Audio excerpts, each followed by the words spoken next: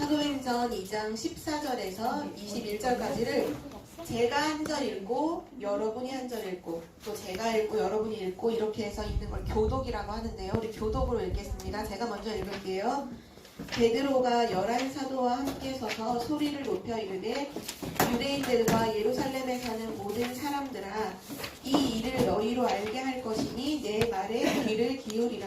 그가 제 상심이 너희의 생각과 같이 이 사람들이 취할 것이 아니라 이는 곧 선지자 요엘을 통하여 말씀하신 것이니 일렀으되 하나님이 말씀하시기를 말세에 내가 내 영을 모든 육체에 부어주리니 너희의 자녀들은 예언할 것이요 너희의 젊은이들은 환상을 보고 너희의 늙은이들은 꿈을 꾸리라. 그때 내가 내 영을 내 남종과 여종들에게 부어주리니 그들이 예언할 것이요 또 내가 위로 하늘에서는 기사를 아래로 땅에서는 징조를 베풀리니 곧 피와 불과 연기로라. 주의 크고 영화로운 날이 이르기 전에 해가 변하여 어두워지고 달이 변하여 피가 되리라. 누구든지 주의 이름을 부르는 자는 구원을 받으리라 하셨느니라. 아멘. 아멘. 오늘 말씀의 제목은 미리 정복한 베드로입니다.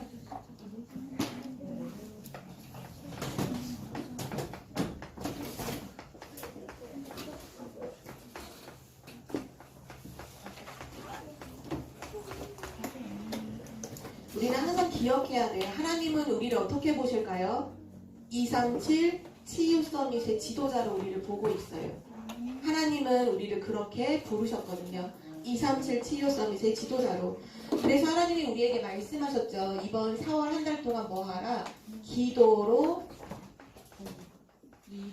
나를 보좌화하라고 말씀해 주셨죠. 그럼 랩런트들 질문해 볼까요? 왜 하나님이 237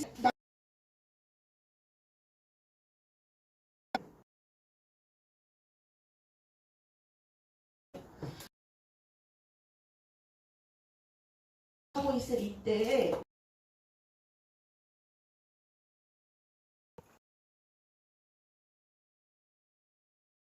계속 하고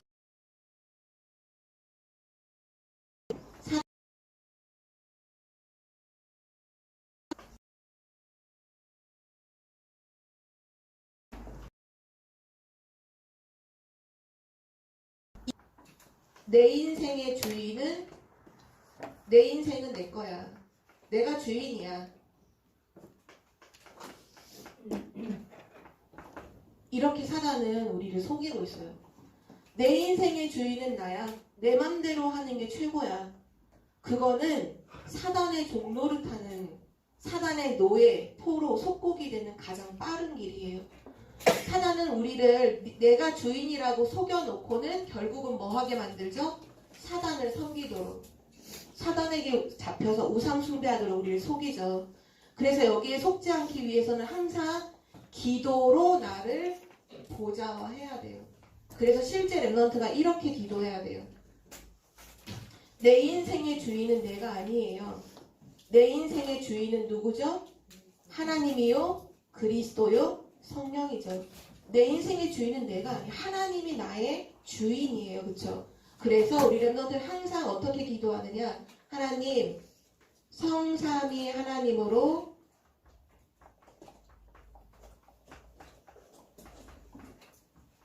충만하게 해주세요라고 기도하세요.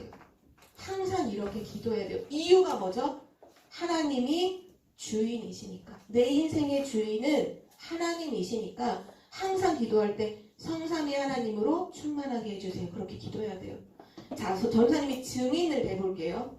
요셉은 창세기 31장 38절에 보면 바로 왕 앞에 섰을 때 바로 왕이 요셉을 보고 이렇게 말했어요. 야, 너처럼 하나님의 영에 감동된 사람, 그 말을 꼭 너처럼 하나님으로 충만한 사람은 내가 본 적이 없어. 하나님으로 충만, 하나님에게 감동됐던 요셉은 어디를 살리죠? 애굽을 살리잖아요. 그 시대에 애굽 보고 말을 했어요.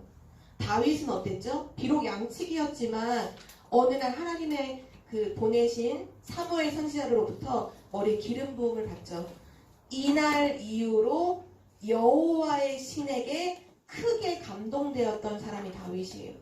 여호와 하나님으로 크게 충만된 다윗은 어떻게 했죠? 블레셋을 살려버리잖아요. 블레셋을 살리고 그 시대 전 세계에 하나님 살아계심을 나타내죠. 237현장의 증인이 된 거예요. 사무엘 말고 엘리사도 마찬가지. 엘리사는 뭐를 한 가지 기도했죠? 엘리사의 기도는 갑절의 영감을 주세요. 그걸 자세하게 풀면 갑절의 성령으로 충만하게 해주세요라고 기도했던 엘리사는 어떻게 됐죠? 아람하고 싸우지도 않고 승리했어요. 아람 나라에 소문났어요. 야, 진짜 이스라엘의 하나님은 살아계신 하나님이야. 초대교회 성도들은 어땠죠? 오직 성령의 충만함을 놓고 계속 기도했어요. 그때 성령의 충만함을 힘입었을 때 로마를 복음화했죠. 바로 이거예요. 성삼위 하나님으로 충만하게 되면 237 나라를 살리게 돼요. 세계 복음화를 하게 돼요. 그래서 렘넌트들은 이 기도를 하는 거예요. 이게 바로 나를 보좌화하는 거예요. 우리 찬양에도 보면 렘넌트는 미리 정복이면 성삼위 하나님으로 충만하면 그 다음이 뭐예요? 뭐와 연결돼요? 237 나라와 연결. 그래요, 맞아요. 성삼위 하나님으로 충만케 될 때 237과 연결되면서 세계복음화가 되는 거예요. 렘넌트들 착각하면 안 돼요. 다른 걸로는 안 돼요. 다른 방법 없어요. 나를 보좌화하는 것이 세계복음화의 가장 빠른 길이에요. 나를 보좌화하는 것이 바로 237과 연결되는 거예요. 렘넌트들 이렇게 기도하고요. 또 두 번째는 어떻게 기도해야 될까요? 렘넌트들은 반드시 보좌로부터 여러분에게 축복이 와요. 그래서 보좌의 축복이 그 축복이 9가지죠. 축복이 내게 임하게 해주세요. 보좌의 축복 9가지가 나에게 임하게 해주세요. 보좌의 축복은 시공간을 초월하죠. 그쵸? 보좌의 축복만 시공간을 초월해요. 시공간을 초월해서 237 나라에 빛을 비춰요. 그것이 나에게 임해야 돼요. 보좌의 축복은 나를 살려요. 내 안에 있는 하나님의 형상을 살리고 하나님이 함께 하시는 나의 생명을 살리고 나에게 주신 에덴의 축복이 살아나게 하죠. 그러면서 내가 하는 모든 공부가 내가 하는 모든 일이 전무후무한 응답을 누리도록 하나님은 역사하시죠. 그래서 보좌의 축복이 나에게 임하게 해주세요 라고 렘넌트는 기도해야 돼요. 그리고 나서 마지막 세 번째, 우리는 시대 살릴 렘넌트예요. 우리는 3시대를 살리는 사람들이죠. 시대를 살리기 위해서 시대를 살리도록 나의 하는 모든 것이 어떻게 돼야 되느냐? 전문화, 제자화, 세계화 되도록 기도하세요. 세계화, 기도처럼 할게요. 세계화 되기. 여러분이 학교에서 공부하잖아요. 이렇게 기도해야 돼요. 하나님, 오늘 나의 공부가 시대를 살리도록 전문화, 제자화, 세계화 되게 해주세요. 여러분이 집에서 숙제를 할 때도 이렇게 기도하세요. 하나님, 나의 지금 숙제가 시대를 살리도록 전문화, 제자화, 세계화 되게 해주세요. 엄마가 심부름을 시키잖아요. 심부름을 가면서 이렇게 기도해서 마음속으로 하나님이 나의 이 심부름, 작은 심부름이 시대를 살리도록 전문화, 제자화, 세계화 되게 해주세요. 심부름 하나를 제대로 했던 다윗이 아버지 심부름으로 형들 도시락 가지러 갔다가 도시락 갖다 주러 갔다가 누구를 이기죠? 골리앗을 이기잖아요. 다윗의 작은 돌멩이가 하나님의 손에 잡히니까 골리앗을 이기고 온 나라에 하나님 살아계심이 증거돼요. 심부름 하나를 제대로 해도 렘넌트는 이렇게 심부름이 이 속에서 이루어지면 세계복음화가 되는 거예요. 그래서 렘넌트들은 항상 성삼위 하나님으로 충만하게 해주세요. 보좌의 축복이 나에게 임하게 해주세요. 내가 하는 모든 것이 시대를 살리도록 전문화, 제자화, 세계화 되게 해주세요 라고 기도하는 거예요. 그것이 기도로 나를 보좌화하는 거죠. 우리 랩런트들에게 항상 이 축복이 있기를 기도합니다. 오늘 이 축복을 실제 누렸던 증인 중에 한 사람이 바로 베드로예요. 그래서 베드로 앞에 뭐가 붙었죠? 미리 정복한 베드로예요. 기도로 나를 보좌화하면 미리 정복하게 되거든요. 이 베드로가 되게 중요한 고백을 했던 사람인 거 여러분 알고 있죠? 베드로가 했던 고백 여러분이 아는 거 뭐 있죠? 주는 그리스도시 하나님 그쵸? 맞아요. 그 고백을 베드로가 했어요. 마태복음 16장 16절에 사람들이 나를 누구라고 하지? 다 엉뚱한 얘기할 때 그럼 너희들은 나를 누구라고 하지? 시몬 베드로가 대답하여 이르되 주는 그리스도시요 살아계신 하나님의 아들이시니라. 정확하게 예수는 그리스도라고 고백했어요. 아멘. 이 고백이 바로 미리 정복이잖아요. 그쵸? 그리고 또 하나 되게 중요한 고백한 거 있는데 뭔지 기억하는 사람 있나요? 예수님을 증거해서 예수가 그리스도라고 이걸 증거해서 40년 동안 안진뱅이였던 사람을 치유했어요. 근데 그 사람 치유했다고 법정에 끌려갔거든요. 그 법정에서 사람들이 다시는 예수 그리스도 이름 말하지 마. 막 이렇게 때린 다음에 내가 너희 풀어줄 거야. 근데 다시는 도무지 예수 그리스도 이름 다시는 말하지 마 라고 했을 때 베드로가 뭐라고 말했을까요? 네 이렇게 말했을까요? 아니요. 네 그러겠습니다 이렇게 했을까요? 아니요. 뭐라고 고백했을까요? 사도행전 4장 12절에 보면 다른 이름은 없어 천하 우리 사람을 구원할 다른 이름을 주신 적이 없어 오직 예수만 그리스도야. 아멘. 이렇게 고백했어요. 오직 예수는 그리스도. 아멘. 우리 랩런트가 이렇게 되기를 바래요. 우리가 복음에서 들으면 알잖아요. 아 예수가 그리스도구나. 오늘 교회 처음 나온 친구들이 있는데 이따 선생님을 통해서 이 복음을 듣겠죠. 그때 알게 될 거예요. 아 예수가 그리스도구나. 절대 우리가 해결할 수 없는 죄 문제, 사단 문제, 지옥 문제를 해결하신 분은 그리스도밖에 없구나 알게 될 거예요. 근데 이것만으로는 안 돼요. 왜냐? 세상의 가짜들도 뭐라고 하면 예수는 그리스도 맞아. 근데 이것도 구원의 길이 되고 저것도 구원의 길이 돼. 그리스도도 구원의 길 중에 하나고 이것도 구원의 길이고 저것도 구원의 길이고 이것저것을 다 말해요. 그거 맞아요? 틀려요? 틀려요. 그래서 랩런트에게는 예수 그리스도가 어떻게 돼야 돼요? 오직이 돼야 돼요. 오직 예수 그리스도라고 고백하는 랩런트가 돼야 돼요. 그 고백을 했던 사람이 바로 베드로죠. 이 축복을 누린 베드로에게 하나님은 뭐를 주셨을까요? 성령 충만을 주셨어요.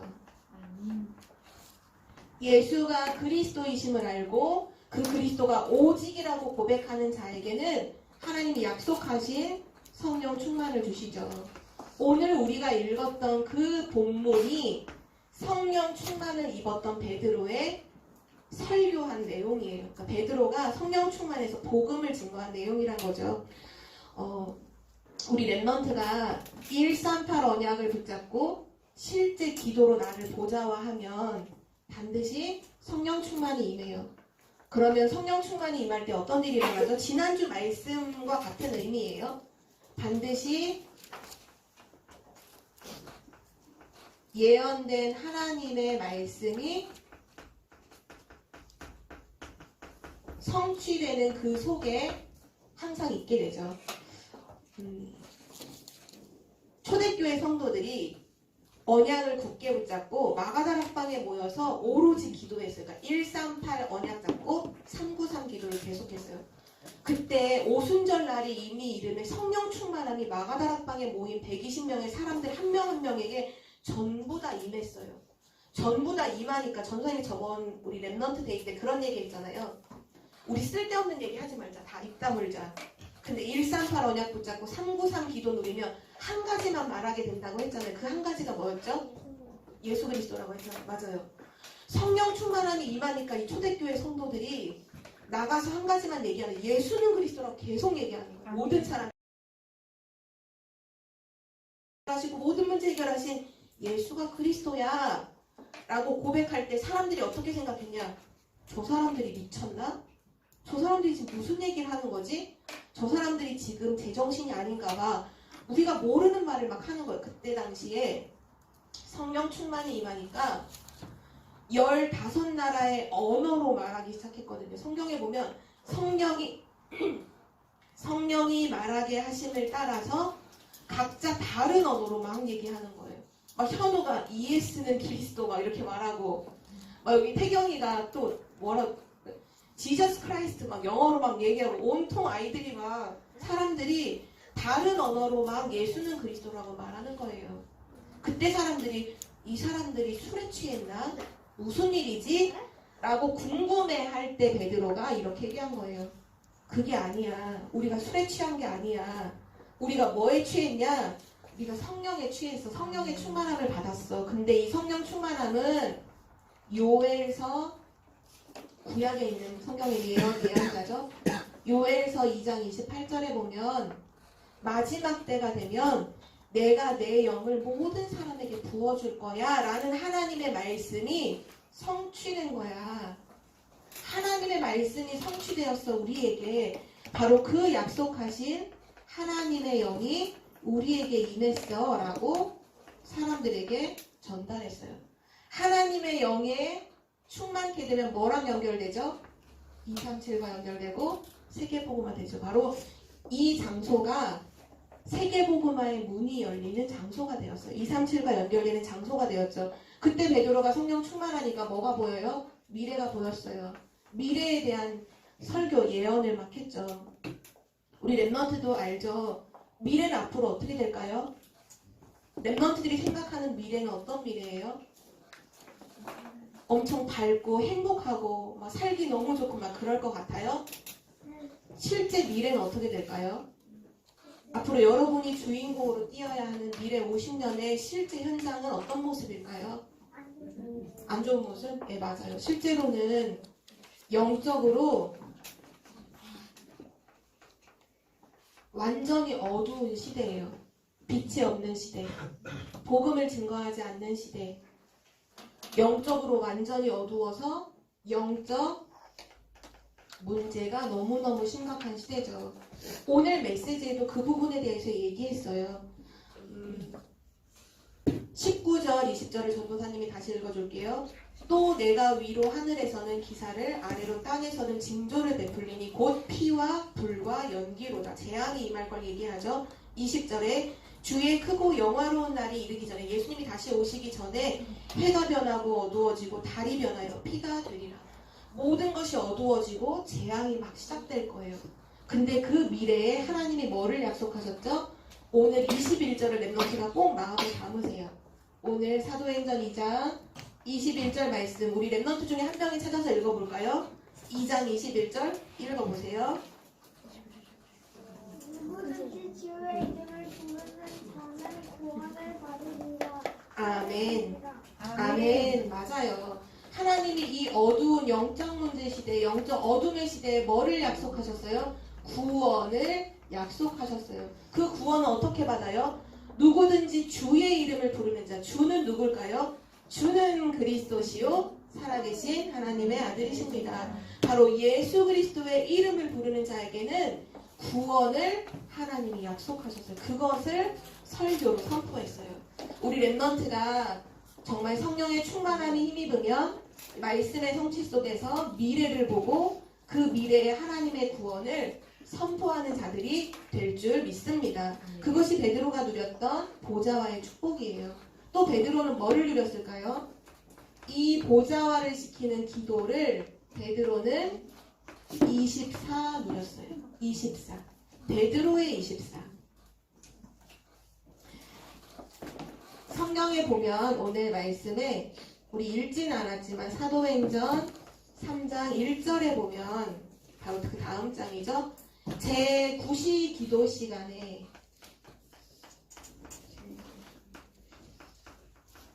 누구의 기도 시간이냐? 베드로의 기도 시간이었어요. 베드로가 보좌의 축복을 누리는 바로 그 기도 시간에 성전에 올라가는데 성전에 나면서부터 안진뱅이 되어 있는 사람이 있었죠. 40년 동안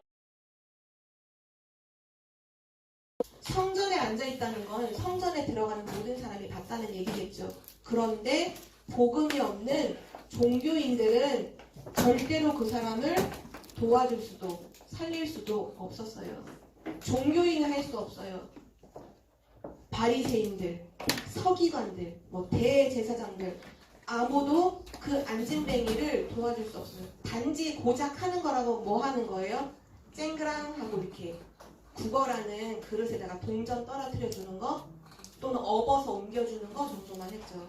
근데 베드로가 기도하는 그 시간, 보좌의 축복을 누리면서 올라가는 그때에 이 사람을 보았어요. 주목해서 집중해서 봤어요. 뭐를 봤을까요? 아, 이 사람이 하나님을 떠나 있구나. 사단에게 잡혀서 지금 고통받고 있구나. 이 사람에게 지금 가장 필요한 것은 돈이 아니구나. 뭐가 필요하구나? 그리스도가 필요하다. 이 사람은 평생 동안 사람들이 돈 주는 돈 그거 받아서 평생 동안 앉은 대로 사는 게 행복이 아니라 지금 예수 그리스도 살아계셔서 우리와 함께 하시며 역사하시는 예수 그리스도를 만난다면 이 사람이 죄와 사단과 운명과 저주에서 완전히 빠져나오겠구나 라는 걸 알고 이 사람에게 이렇게 말했어요. 너가 원하는 은과 금, 돈은 내게 지금 없지만 나에게 있는 것으로 너에게 주노니 예수 그리스도의 이름으로 일어나 걸으라라고 하면서 손을 잡아 당겼는데 그 사람의 발에 힘이 생기면서 일어나서 뛰고 서서 걸었어요. 예수 그리스도의 이름이 처음으로 증거됐던 현장이에요. 렘넌트들 꼭 기억하세요. 여러분이 보좌의 축복을 누리고 있으면 뭐가 보이느냐? 오직이 보여요. 내가 여기서 뭐가 오직인지 보여요. 베드로는 봤어요. 그리스도가 필요해. 오직 그리스도가 이 사람에게 필요해 라는 게 보였어요. 그러니까 오직이 보이니까 뭐가 오느냐? 유일성 응답이 와요. 아무도 할 수 없고 종교인들 누구도 할 수 없는 유일한 그 하나님의 역사가 일어나죠. 재창조의 역사가 일어났어요. 그 사람이 완전히 새롭게 태어났어요. 안전뱅이가 일어난 것이 새롭게 태어난 게 아니에요. 이 사람이 마귀 자녀였는데 누구 자녀로 바뀌었죠? 하나님의 자녀로 바뀐 거예요. 완전 재창조가 된 거예요. 그게 중요해요. 다리는 다칠 수도 있고 치유될 수도 있어요. 근데 그게 중요한 게 아니라 렘넌트도 꼭 기억해요. 돈은 있을 수도 있고 없을 수도 있어요. 공부는 잘할 수도 있고 못할 수도 있어요. 그거는 그렇게 중요한 게 아니에요. 뭐가 중요해요? 내가 지금 마귀의 자녀냐 하나님의 자녀냐, 이거는 엄청나게 중요한 거예요. 왜냐? 모든 운명을 좌우하기 때문이에요. 우리 렘넌트에게 이 24 보좌를 누리는 24의 기도를 하고 있으면 실제 현장에 갔을 때 이게 보일 거예요. 오직 유일성 재창조가 보일 거예요. 거기서 치유의 역사가 일어나죠. 그리고 마지막 세 번째, 베드로는 실제 보좌와의 축복을 누리고 있으므로 마지막에 뭐를 남겼느냐? 작품을 남겼어요. 그 작품이 베드로전서, 베드로후서라는 편지를 남겼죠. 이 편지에서 되게 중요한 고백을 했는데요. 베드로전서 2장 9절. 그러나 너희 라는 고백을 했어요. 우리를 누구라고 고백했냐? 우리는 왕 같은 제사장이고 우리를 어두운 데서 불러내어 그의 기이한 빛을 증언하게 하시니에 선포하게 하시기 위해서 우리를 불렀다. 빛을 비추기 위해서 우리를 불렀다. 우리 선지자로 말씀했어요. 왕 같은 제사장, 빛을 비추는 선지자. 그게 바로 우리의 사명이다 라고 고백을 했거든요. 자, 왕, 선지자, 제사장의 일을 왕 제사장, 선지자의 일을 하신 분이 누구죠? 예수 그리스도. 예수 그리스도. 그 그리스도의 대사라는 거예요, 우리가.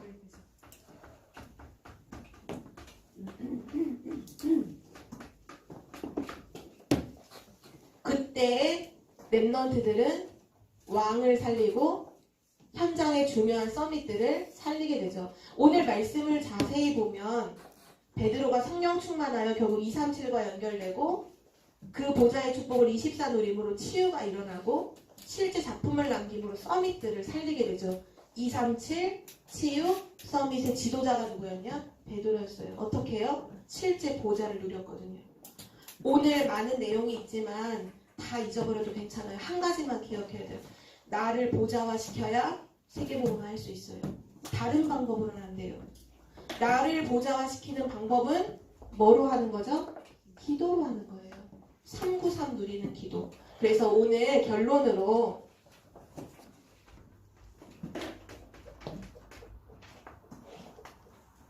이번 주는 암송할 성경 구절을 한 가지 줄게요. 이거 말씀을 꼭 암송하고 묵상하는 렘넌트가 되세요.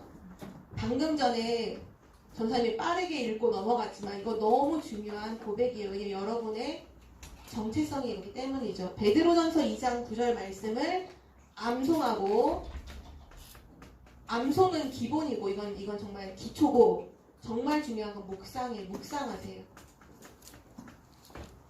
여러분이 길을 걸어갈 때, 제일 좋은 건 오늘 암송하는 거예요. 오늘 암송하고 월요일부터는 길을 걸어갈 때 여러분 마음속으로 계속 묵상해 보세요.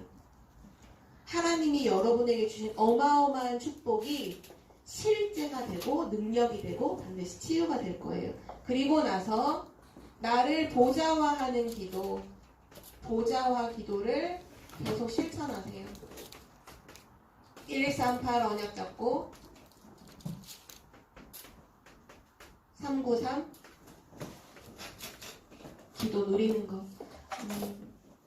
하나님께서 베드로에게 역사하셨던 것처럼 여러분에게도 그대로 역사하셔서 이 보좌의 축복을 누릴 때 성령 충만이 임하고 실제 오직 요일성 대창조의 역사가 막 일어나고 또 여러분을 그리스도의 대사로 세우셔서 세계를 살리는 하나님의 일들이 계속 일어날 줄 믿습니다. 우리 기도하고 마칠게요. 사랑의 하나님 감사합니다. 오늘 중요한 고백을 했던 베드로가 예수가 그리스도이심을 정확히 알고 보좌의 축복을 실제 누림으로 미리 정복했던 그 길을 오늘 보았습니다. 하나님, 우리 청주복음교회 모든 렘넌트들이 항상 성삼위 하나님으로 충만케 되도록 역사에 주옵소서. 보좌의 축복 9가지가 렘넌트의 삶에 날마다 임하게 하여 주옵소서. 렘넌트가 어디로 가든지 또 학업을 하는 모든 순간순간이 전문화, 제자와 세계화되는 축복이 되어 3시대를 살릴 수 있도록 인도하여 주옵소서. 누가 나를 도와주지 않아도 혼자서 기도로 보좌와의 축복을 누리는 시대 살릴 렘넌트로 인도하여 주옵소서. 감사드리며 예수 그리스도의 이름으로 기도드립니다. 아멘.